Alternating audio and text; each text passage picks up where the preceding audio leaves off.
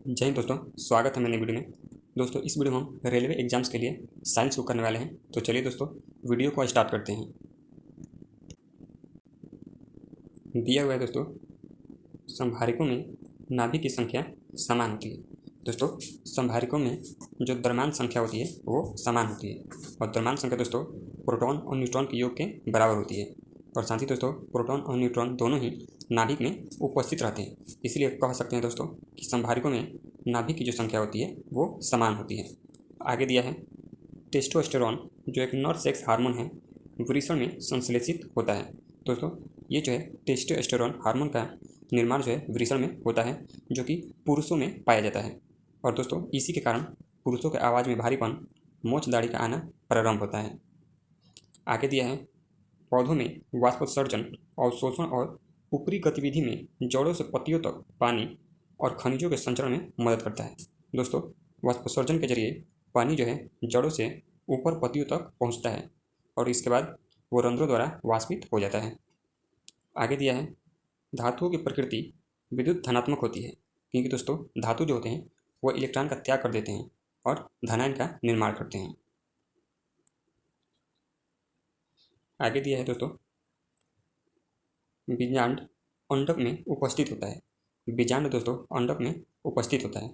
फूलों में दोस्तों नर भाग जो होता है उसको पराग कोष कहते हैं, जिसमें पराग कण मौजूद रहता है। और दोस्तों जो मादा भाग होता है पुष्प का, उसमें सबसे ऊपर का भाग वर्तिकाग्र और उसके बाद नीचे वाला भाग वर्तिका और सबसे नीचे वाला भाग अंडाशय होता है, जिसके अंदर बीजांड मौजूद रहता है। आगे दिया है धातु ऑक्साइड बनने के लिए आयरन भाप के साथ अभिक्रिया करते हैं। धातु का ऑक्साइड बनाने के लिए दोस्तों आयरन यानी कि जो लोहा होता है वो भाप के साथ अभिक्रिया करता है, क्योंकि वो जल के साथ अभिक्रिया नहीं कर सकता, क्योंकि आयरन जो है दोस्तों वो बहुत कम अभिक्रियाशील होता है। आगे दिया है एल्यूमिनियम तत्व में 3 संयोजी इलेक्ट्रॉन मौजूद रहते हैं। दोस्तों संयोजी इलेक्ट्रॉन जो होता है वो अंतिम कक्षा में उपस्थित इलेक्ट्रॉनों की संख्या होती है। तो एल्यूमिनियम में दोस्तों एल्यूमिनियम की अंतिम कक्षा में 3 इलेक्ट्रॉन जो है मौजूद रहते हैं। आगे दिया है धारा प्रवाहित करने के लिए उपयोग किया जाने वाला तरल को इलेक्ट्रोलाइट कहा जाता है। धारा प्रवाहित करने के लिए जो तरल उपयोग किया जाता है उसको इलेक्ट्रोलाइट कहा जाता है। आगे दिया है चूना क्लोरीन के साथ अभिक्रिया करके ब्लीचिंग पाउडर बनाता है। दोस्तों चूना जो होता है वो क्लोरीन के साथ अभिक्रिया करके ब्लीचिंग पाउडर बनाता है, जिसका सूत्र जो है CaO2 होता है, CaOCl2 होता है। आगे दिया है नमी वाष्पीकरण की दर को कम कर देता है। नमी जो है दोस्तों वो जो है वाष्पीकरण की दर को कम कर देता है। आगे दिया है किसी दोलक द्वारा एक आयाम पूरा करने में लिया गया समय आवर्त कहलाता है। किसी दोलक द्वारा दोस्तों एक आयाम पूरा करने में लिया गया समय आवर्त कहलाता है। आगे दिया है कॉपर सल्फेट के विलयन में जिंक मिलाने पर जिंक सल्फेट बनता है, क्योंकि दोस्तों जिंक जो होता है वो कॉपर से ज़्यादा अभिक्रियाशील होता है, जिसके कारण जिंक कॉपर को विस्थापित कर देता है और कॉपर सल्फेट विलयन का निर्माण हो जाता है। माफ़ कीजिएगा, जिंक जो है कॉपर को विस्थापित कर लेता है, जिस वजह से जिंक सल्फेट का निर्माण हो जाता है। आगे दिया है आधुनिक आवर्त सारणी में 3 परमाणु संख्या वाले तत्व 11 से 18 समूह में रखे जाते हैं। आधुनिक आवर्त सारणी में दोस्तों 3 परमाणु संख्या वाले तत्व जो हैं 11 से 18 समूह में रखे जाते हैं। आगे दिया है ब्लीचिंग पाउडर में क्लोरीन ब्लीचिंग एजेंट विद्यमान होता है। ब्लीचिंग पाउडर में दोस्तों क्लोरीन जो है ब्लीचिंग एजेंट के रूप में विद्यमान रहता है। आगे दिया है हीरा की निरपेक्ष अपवर्तनांक 2.42 होता है। हीरा का दोस्तों निरपेक्ष अपवर्तनांक जो है 2.4 जो होता है, जो कि सबसे अधिक होता है। आगे दिया है इथेनॉल का सूत्र C2H5OH होता है, जो कि एक प्रकार का अल्कोहल है। आगे दिया है पादप कोशिका भित्ति सेल्यूलोज और पेक्टोज की बनी होती है। पादपों में दोस्तों कोशिका भित्ति मौजूद रहती है और ये सेल्यूलोज और पेक्टोज की बनी होती है, जबकि दोस्तों जंतुओं में जो है कोशिका भित्ति मौजूद नहीं रहती है। जंतुओं में केवल कोशिका झिल्ली अर्थात प्लाज्मा झिल्ली मौजूद रहता है। आगे दिया है टार्टरिक एसिड बेकिंग पाउडर का एक घटक होता है।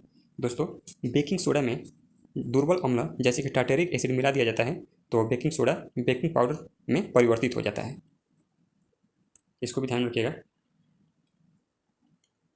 आगे दिया है दोस्तों, नाइक्रोम का उपयोग सामान्यतः विद्युत तापन उपकरणों में किया जाता है। विद्युत तापन उपकरण का मतलब है दोस्तों हीटर में नाइक्रोम के तार का उपयोग किया जाता है, जो कि विद्युत उष्मीय ताप विद्युत का जो ऊष्मा जो कि विद्युत के उष्मीय प्रभाव पर कार्य करता है। आगे दिया है, जिंक कॉपर सल्फेट विलयन से कॉपर को अलग कर सकता है, क्योंकि जिंक जो है कॉपर की तुलना में अधिक अभिक्रियाशील होता है। आगे दिया है, प्रतिबल का प्रभाव क्षेत्रफल पर निर्भर करता है। दोस्तों यदि क्षेत्रफल अधिक हो तो प्रतिबल का प्रभाव कम पड़ता है, लेकिन यदि क्षेत्रफल कम हो तो प्रतिबल का प्रभाव अधिक पड़ता है। आगे दिया है, वह वस्तुएं जिनका गंध एसिडिक या बेसिक माध्यम में बदलता हो उसे ऑल्फैक्टरी संकेतक कहते हैं, अर्थात उनको सूंघकर एसिडिक और बेसिक माध्यम को बताया जा सकता है। जैसे दोस्तों वनीला में दोस्तों ये ऑल्फैक्टरी संकेतक होता है, इसको ध्यान में रखिएगा। आगे दिया है, गति करती हुई एक कार विपरीत दिशा में आती हवा का सामना करती है। कार पर हवा के द्वारा किया गया कार्य कितना होता है? तो कार पर हवा के द्वारा किया गया कार्य ऋणात्मक होता है, क्योंकि दोस्तों हवा जो है कार पर बल लगाती है, लेकिन कार जो है हवा के विरुद्ध आगे बढ़ता रहता है, जिस वजह से इस पर किया गया कार्य ऋणात्मक होता है। आगे दिया है, एक डायमंड में प्रत्येक कार्बन परमाणु 4 अन्य कार्बन परमाणुओं से बंधे होते हैं। दोस्तों कार्बन परमाणु का जो संयोजी इलेक्ट्रॉन होता है वो 4 होता है, जिस वजह से कार्बन परमाणु में जो है प्रत्येक कार्बन जो है 4 परमाणु से बंधा रहता है। आगे दिया है, शक्ति की अंतर्राष्ट्रीय इकाई वाट होता है। आगे है, क्लोरीन नोबल गैस नहीं है। नोबल गैस दोस्तों 18वें समूह में आते हैं, जो कि किसी से अभिक्रिया नहीं करते हैं सामान्यतः। आगे दिया है, एस बराबर यूटी प्लस में 1/2 ए इंटू टी स्क्वायर गति स्थान समय संबंध का समीकरण बताता है। आगे दिया है, वाष्पोत्सर्जन रंध्र के द्वारा होता है। रंध्रों के द्वारा दोस्तों जल जो है पेड़ पौधों से बाहर निकल जाता है और वाष्पीकृत हो जाता है।